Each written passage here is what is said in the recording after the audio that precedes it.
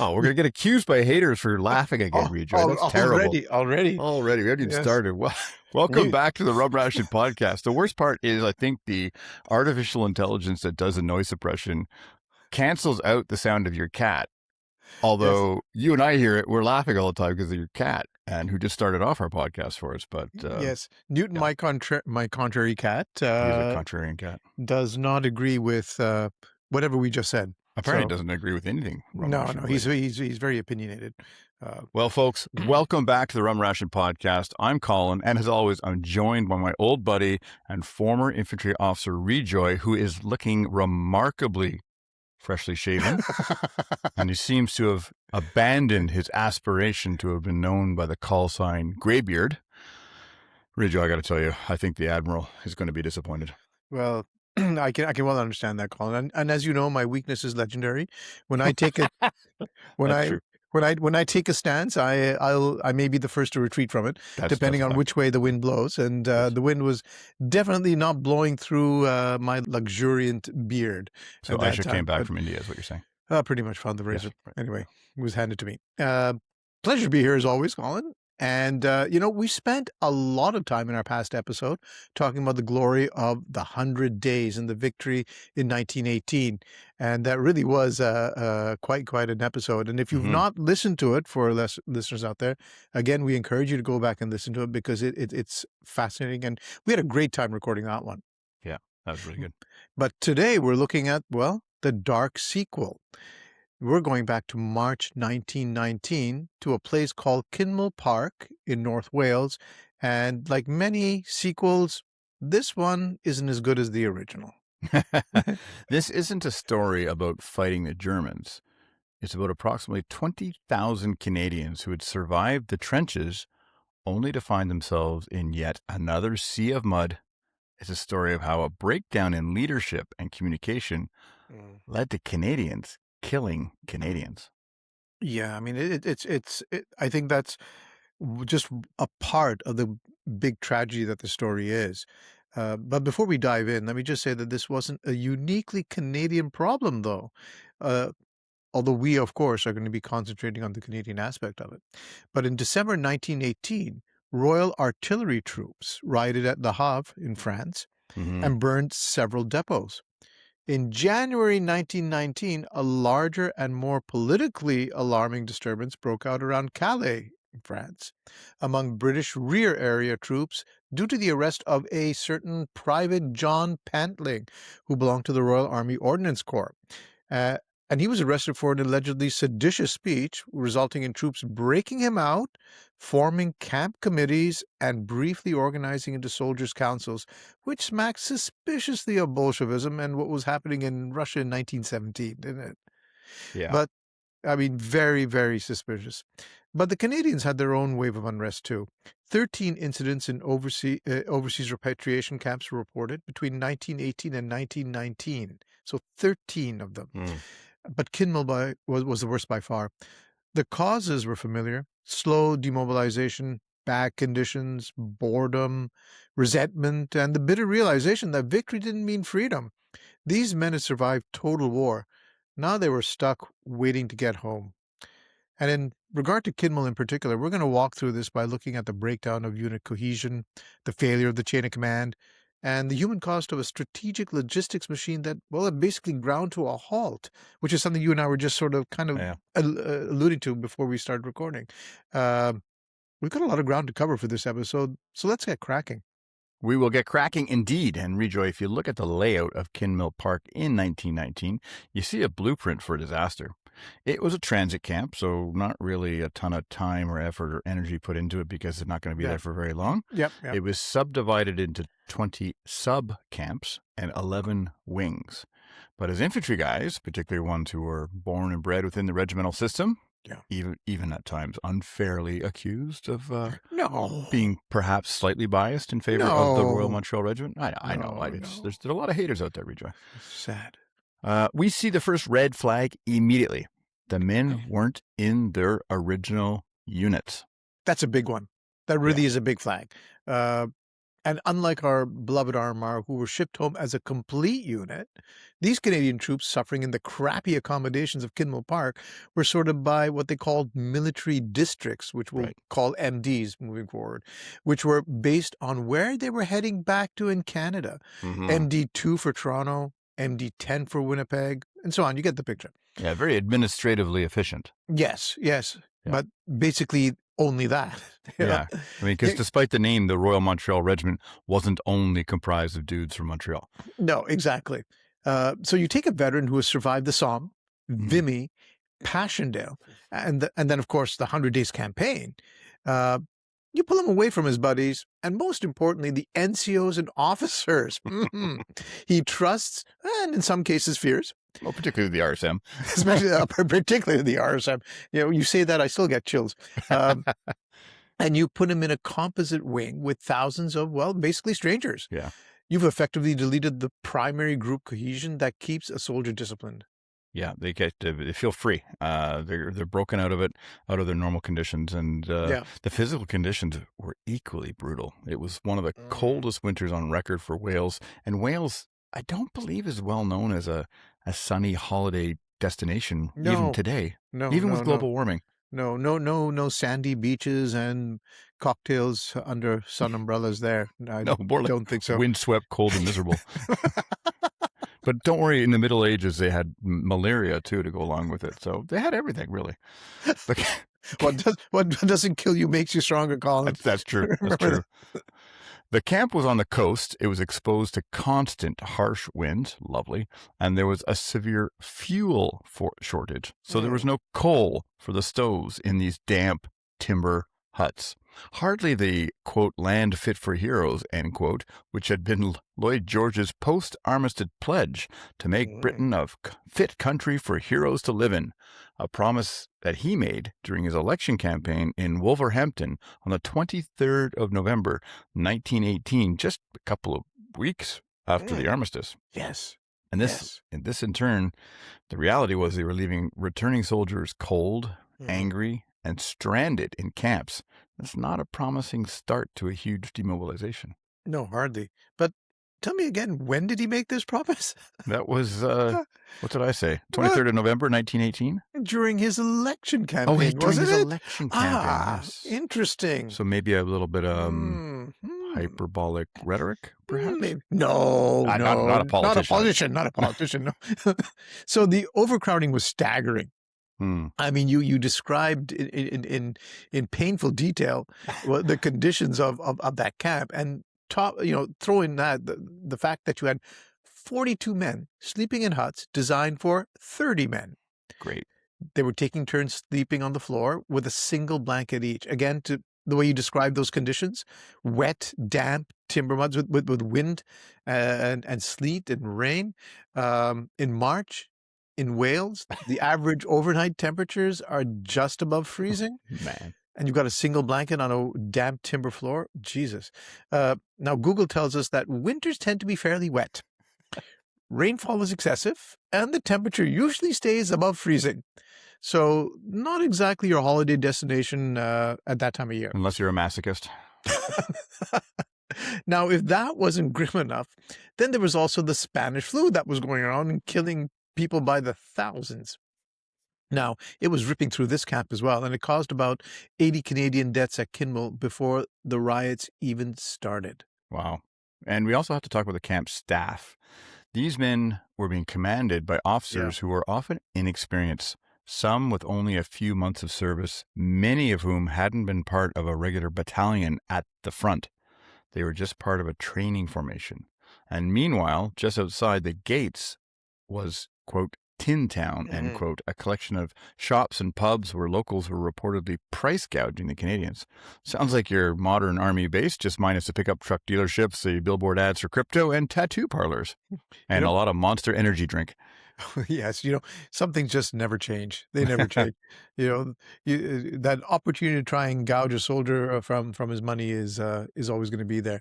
But here's the catch: the soldiers had no money. Ta-da. Because they hadn't been paid for a month because of administrative delays. Does that sound familiar? Sounds very familiar. if we were to get into a time capsule and travel back, Certain Second Lieutenant Second Robinson. Lieutenant Robinson, and the saga of the BOR. Anyway, Mhm. they were hungry. The food was frequently compared to, well, pig swill. And they were stuck in an endless cycle of meaningless route marches and drill. I mean, the war is over. Yeah. Really? Yeah. So route marches and drill, that's just to kill time, right? Yeah. And Yeah. the troops knew it. Yeah, they knew it. But Yeah. I mean, I kind of feel sorry for the camp staff in a way. Like, what else are you going to do? You're just going to let them loaf around Yeah. with no money and angry. At least this way you're getting them occupied for a bit. Yeah, keeping But them busy. Yeah. maybe do it in a more fun way. Let them have baseball Sports. games or Yes. sports, as opposed to meaningless route marches and drill, which everybody loves drill. Oh, everybody loves drill. Oh, man. But there was even a racial disturbance. On January 7th, a black sergeant major, like not nobody, but a sergeant major of the 2nd Canadian Construction Company, he tried to arrest an insubordinate white soldier, and it turned into a brawl with razors and rocks. That was the first sign that the lid was coming off the pot. Like when people turn on a sergeant major, that's not cool. That's not cool at all.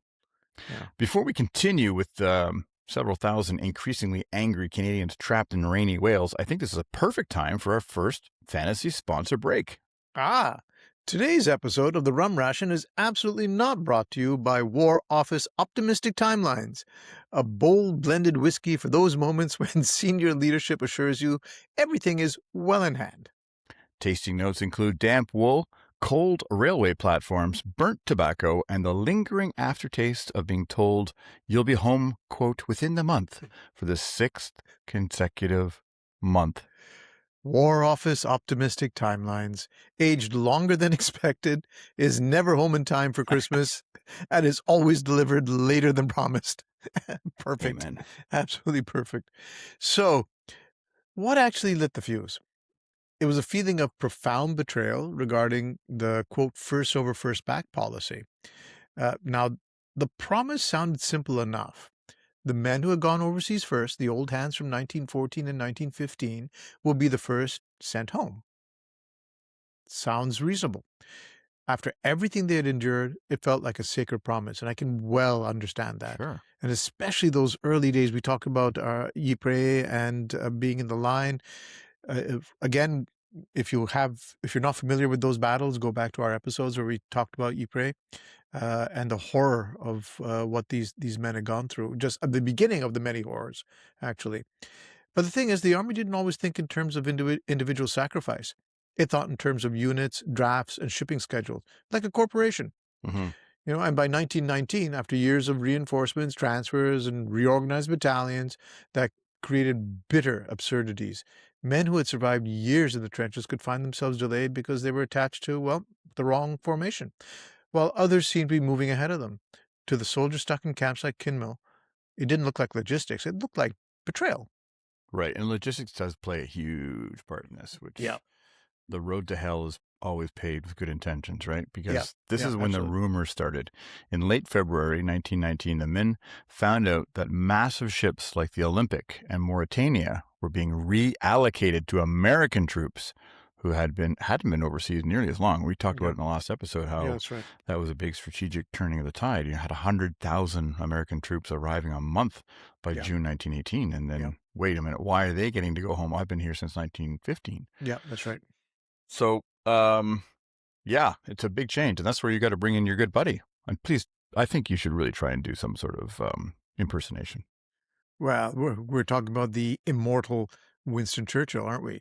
At the time, he was the British Secretary of State for War, having been, demoted following the Dardanelles debacle, where he said, "We shall storm the beaches of Gallipoli." Maybe he didn't quite say it that way, but he saw opportunity, and it didn't work out the way he had imagined. And then he took a self-imposed exile to the frontline trenches as a battalion commander. I think he was there for about 6 months in the trenches. By 1919, Churchill was back in Parliament and dealing with a global powder keg. There were nearly 100 soldier strikes involving 100,000 British troops who were also furious about demobilization, which we had alluded to earlier. So Churchill sorry, Churchill actually had to introduce his own first in, first out plan for the British Army to keep them from revolting. And we don't want troops to be revolting. No, no, they're bad enough even when they're not revolting. Just to give people, an idea of the numbers, the British Army at the time was well over 1 million soldiers. The Canadians had 425,000 overseas. The Aussies would have had hundreds of thousands. The Kiwis would have had close to 100,000. You'd had South Africans, you'd had Indians, you'd had Chinese laborers, all, in the hundreds and hundreds of thousands as well, all wanting to get home right away. So that's a very good point. Very good point. I mean, this is not the same army that went to war in 1914 No. and 1915, not the 80,000 strong BEF, No, and you need ships. And the war is now over, so all the shipping companies are freed from their time of war restrictions that the government had first priority over their resources, and suddenly they could just take the highest contract that comes up, and that could be getting wheat, or that if the Americans come and say, hey, I'll pay you double to bring my troops home. If you're a shipping captain, you say, thanks, I'll take that. Yeah, that's right. But Churchill also had a direct hand in the Canadian situation later on. When people complained that wet canteens, which wet means you're allowed to serve alcohol, were causing the trouble, Churchill defended them, saying that they were instituted by Canadian authority and actually helped reduce discontent, which you probably had a point there. Yeah. He even helps quash some negative press about the Canadians to maintain Allied relations and ensure harmony throughout the empire. Yeah, and that's a very important thing. I mean, it sounds very trite, but it's not. It's extremely important in trying to keep the whole thing from blowing up completely. And meanwhile, back at Kinmel, the final straw concerned the SS Haverford. Now, the SS Haverford was supposed to take a sailing party home on March 5th, but it was a former cattle boat, and inspectors rejected it not once, not twice, but 4. Count them 4 times, because it was filthy, had no ventilation, and the latrines were rusted. Ugh. I wonder if it was the same one that brought Billy Bishop over from Canada in 1914. It's fully possible, probably in the same state, to learn more about Billy Bishop, see episode 47, and listen to our episode on Billy Bishop, because that's a fascinating story in its own right. So here's the leadership failure. The camp authorities knew that the SS Haverford was rejected for safety, but they didn't tell the men the reasons why. And we know that the word because goes a really long way in explaining things. Clearly, if they'd rejected it 4 times and they were under tremendous pressure to get these troops home, they weren't doing it just for the fun of it. But they could have maybe explained that to the troops. The soldiers, they just saw their ride home disappear for the 4th time. Yeah, that's right. That's right. Yeah. I mean, it's amazing how much just sitting down with people and saying, this is what's happening and this is why, will help mitigate anything that's going on, and people just want to know. Yeah. And so here's my free leadership lesson for all of our listeners. Explaining the because goes a long way in explaining a situation in a manner that will avoid rioting. Now, we'll see if that happens in Montreal when we win the Stanley Cup, but let's see. As we say in Toronto, Stanley Cup? It's this thing called playoffs. It's after the regular. Okay, so hockey has 2 seasons, regular, and then they're playoff. Oh. Yeah, I haven't seen that in a while. Oh dear. Well, on March 4th, the sailing, Sailing Party 21, I think is what they called it. Yeah, a grouping of soldiers who were next to go home. Right. So these were the guys that were supposed to be on the next ship out. They demanded to see the commandant, Colonel Malcolm Colquhoun. Mm-hmm. Great name. Great name. Colquhoun. Yes. I noticed that you threw that at me. Colquhoun. You seem, if we go back in transcripts, I think you seem to think there's a conspiracy that I give you all the hard names. Well, I do. I think there's it took 51 episodes for you to figure it out. Yeah, there's definitely a case for that. And you made sure I had to, well, let's see. He wasn't available, but Lieutenant Colonel Thackeray, a much more, easy pronounceable name, yes, who served as, Colquhoun's Adjutant and Chief Staff Officer, had been sent by Colquhoun to London. Notice I worked it in many times. to sort out replacements for the SS Haverford. In fact, not many times. I made sure I had to mention the name Cahoon quite a bit. What is it, 4 or 5 times? Now, for our listeners, if you're not familiar with the name Cahoon, it's spelled Cuhuhoun,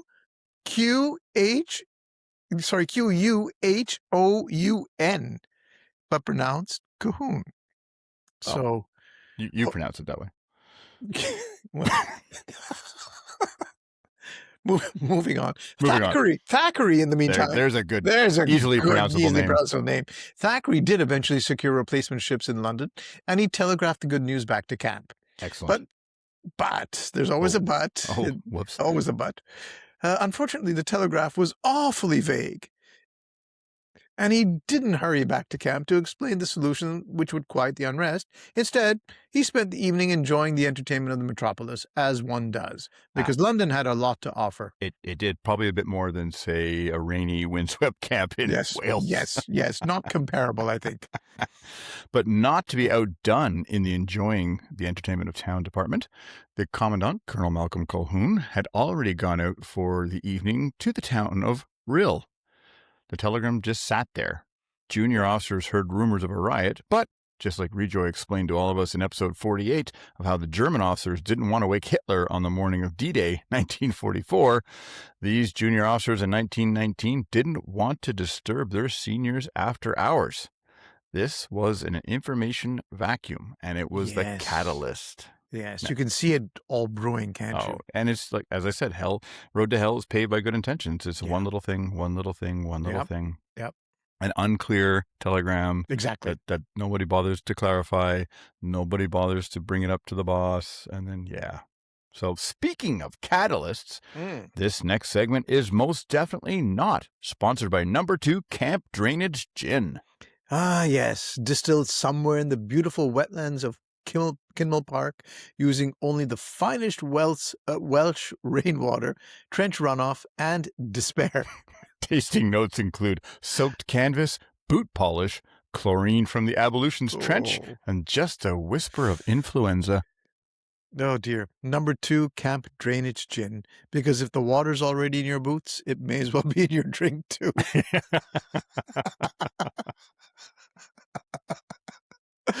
Oh boy. Well, 12 hours 15. 1200 hours 15, March 4th, 1919. That's a time and date to remember, because that's when the riot starts in MD3, the Eastern Ontario wing. It was led by Corporal Bert Morrison, who had recently been demoted from provost sergeant and clearly had a bone to pick, which is not surprising. If you're already in those kinds of circumstances and conditions, it just takes a small thing to push someone over the edge sometimes. And in modern parlance, provost means military police. So he knew a thing or two about military law, regulations, enforcement, and the consequences of rioting. And he'd been demoted, so he's clearly not happy. Not happy. Let's just leave it that way. So Corporal Bert Morrison and his band of merry men started by raiding the canteens and the YMCA because they felt these organizations were profiteering. Interestingly, though, they spared the Salvation Army buildings because they respected the Sally Ann for providing snacks even to penniless soldiers. Yeah. Of course, there probably wasn't a lot of booze to liberate there either, because the Salvation Army is renowned teetotalers. Dry organization. So you can spin the story whichever way you like. Oh, look, they left it alone. Yeah, because nothing to steal. They weren't looking to loot Bibles. Well, I was in the 93 Stanley Cup riot here in Montreal. Nobody I saw was stealing Bibles. No. So then they hit Tin Town. 11 shops were looted and set on fire. Well, imagine that. The shops were looted. Thousands of dollars worth of liquor, cigarettes, and clothing were carried off. No Bibles? No Bibles, but liquor, cigarettes, and clothing. Clothing was the last, you'll notice. The liquor and cigarettes, of course, went in a flash. Well, kind of sound. You referenced the Stanley Cup riots. Well, this kind of sounds like the beginning of the NHL playoffs in Montreal, doesn't it? Which could be happening soon enough. Toronto, meanwhile, marks the playoffs with a more restrained civic ritual: hope, denial, collapse, and a long, silent commute home. Of not getting in the playoffs Yes. ever. No, we were in the playoffs Occasionally, last year. Well, occasionally. it's just, first round. We've seen enough. Oh, Go home. there are second and third rounds, right? And sometimes That's even a fourth round. that's a myth. Oh, sorry. Like the Stanley Cup thing.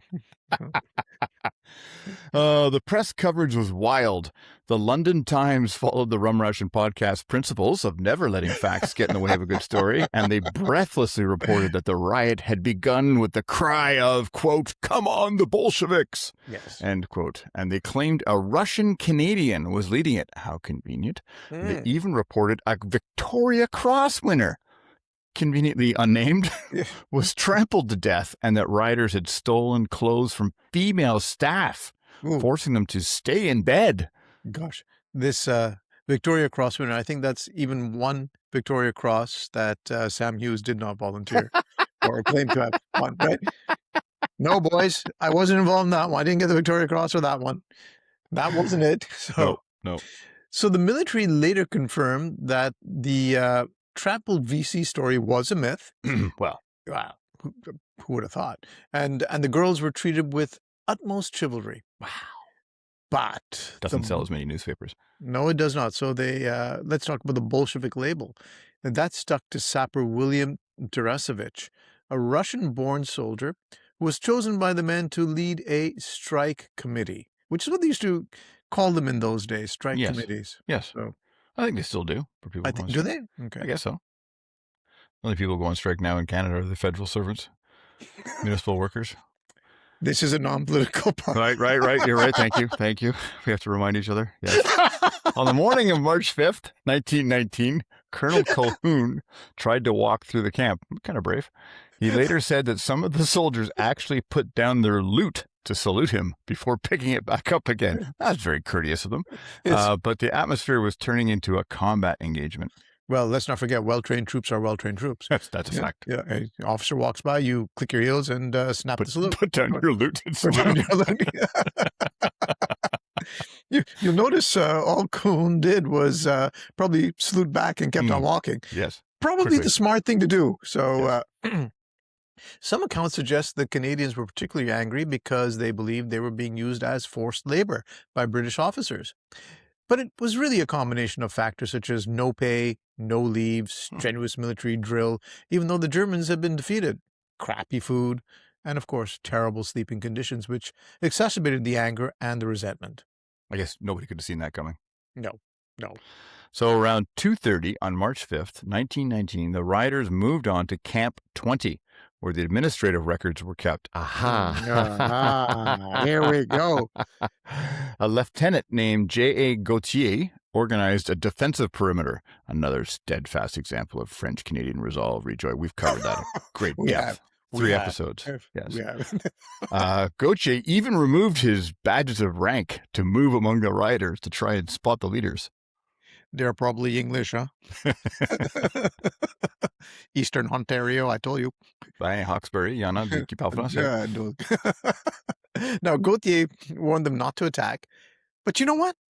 Those boys just did not listen. What? They didn't listen to Gautier. Because usually rioters are really easy to reason with. For some reason, they just weren't in the mood.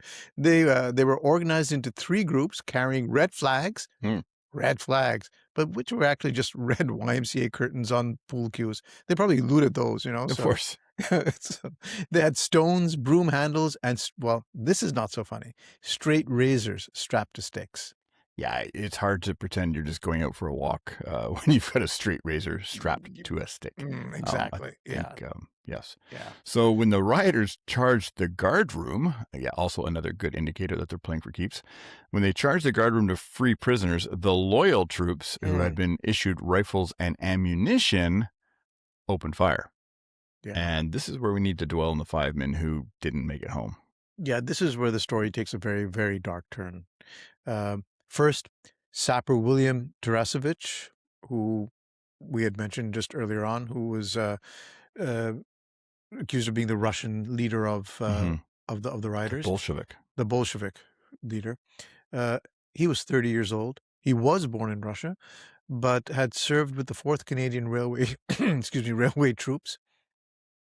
He was killed by a single bayonet strike to the abdomen, That means which that was is not a good way to die. I was just going to say that's not a good way It's to a die. long, painful, Slow death. He survived the Great War only to die by a Canadian bayonet in a Welsh camp. Oof. Canadian Terrible. bayonet meaning wielded by a Canadian. Correct. We live by a Canadian. By a fellow Canadian. Yes. Then there's Private David Gillen, who was born in Scotland. His family moved to Cape Breton. He was there with the 85th Battalion, Nova Scotia Highlanders. And here's the tragedy. Gillen wasn't a rioter. He was actually on guard duty when he was shot in the neck during the crossfire. Poor bastard. Yeah. Gunner William Lyle Haney was an American from North Dakota who enlisted in Calgary. He was killed by a bullet wound to the head. You hear that, Jay? Another example of Americans coming over and joining up the Canadian Expeditionary Force. Then you had Corporal Joseph Young, who was from Glasgow, and he served with the 52nd Battalion. He died of a bayonet wound to the head. Ooh. How do you? I don't even want to think about that. Oh. Yeah. That's okay. His grave in, there's a big word, Bodelwydden? Oh, our Welsh listeners can call in to complain, but we have no idea how to pronounce that. Let's call it Bodelwydden. Let's call it what? Bodelwydden. What would you like to call it? Did you say Bodelwydden? I did. It has that haunting inscription, and this is really powerful. Yeah. Sometime we'll understand. Yeah, that is it is very haunting, isn't it? Mm-hmm. The sadness just resonates from that. And finally, Gunner John Frederick, known as Jack Hickman, he was with the 58th Battalion. He was killed by a stray bullet while waiting in a hut. Man. Tragic. He was later completely exonerated of any part in the riot. He's the only one buried in Canada, in Dorchester, New Brunswick. Can you imagine? You're not even a part of all this. You want to stay out of trouble? Yep. I'm going to stay in the hut. Yep. You know, keep my head down. But so you got one who's on duty, got killed. You got another one who's just trying to avoid everything. Just what a tragedy. It's sad. Very, very sad. And when the firing stopped and the rioters hoisted a white flag, which is an undershirt on a stick, the traditional way, the Kinmel mutiny was over, leaving 5 dead and 23 wounded. And finally, today's episode is unofficially brought to you by Demobilization Drambuie, the official liquor of soldiers who crossed the Atlantic to win the war and then spent months sitting in camp, wondering why they were still there. Tasting notes include stale bread, resentment, wet coal smoke, cheap army rum, and the unmistakable finish of hearing another rumor that your transport ship has been delayed indefinitely. Indeed, Demobilization Drambuie, best served lukewarm in a crowded hut while somebody starts yelling about pay. Wait a minute. We've been there. Flashback. That actually happened. I think you took that from memory. So the military justice system was swift. 78 men were arrested and 25 were convicted of mutiny. Sentences range from 90 days to 10 years of penal servitude. Oof. You know, you fight this war, you survive horrors. Yeah. And at the end of it all, you get sentenced to 10 years of penal servitude. For example, you may have been pulling the trigger and killing some of your fellow Canadians. You were rioting. You were in flagrant disregard of the military discipline. But there was a massive effort to hush up the affair. The official records were sealed for 100 years. Yeah, when they do that, they really don't want anyone knowing about it. Yes. And when the civilian coroner tried to hold an inquest, the military politely refused to share witness statements, just calling them confidential. Yes, but they were polite about it. Well, polite. Yes. Anything to do. Well, yeah, no, it's confidential. I'm very sorry. They actually shipped most of the witnesses back to Canada before the inquest could even begin. That's one way of doing it. Bit of a cover-up, eh? Well, they got their ride home. Who's winning now? That's right. All of a sudden, there's a ship available. Who would have thought? Yeah. Because of the lack of evidence, no one was ever charged with the deaths of those 5 men. Yeah, that's not cool. That's not cool at all. Captain George Black, who defended some of the soldiers, wrote to the Prime Minister claiming the trials were full of irregularities and legal violations. Eventually, many of the sentences were reduced. Okay. But Did the mutiny achieve its goal? Well, tragically, yes. Mm-hmm. Suddenly, ships were available. The SS Adriatic and Celtic were reallocated immediately. By March 25th, 15,000 men were gone from Kinmel So in a month, in we a managed month. to miraculously find enough transport to get these 15,000 guys out. Amazing that. Well, I guess you had mentioned there was how many riots already happening right across all these About other camps? about 18, I think. Yeah. Or And, the Bolshevik Revolution had just happened, and there yeah. was a lot of, sentiment being stirred up in France and in the Yes. UK. And so Yes. people were getting worried. I can understand why that would get their attention. Yes. And it would cause political pressure too. I mean, people back home in Canada when women pressuring their members of parliament or whatever, hey, I want to get my Yeah. husband, father, son, whatever, home. Yeah. Yeah. That's right. So the lessons of Kinmel were studied carefully before the end of the Second World War. So planners in 1945 were determined not to repeat the slipshod and inappropriate efforts of 1919.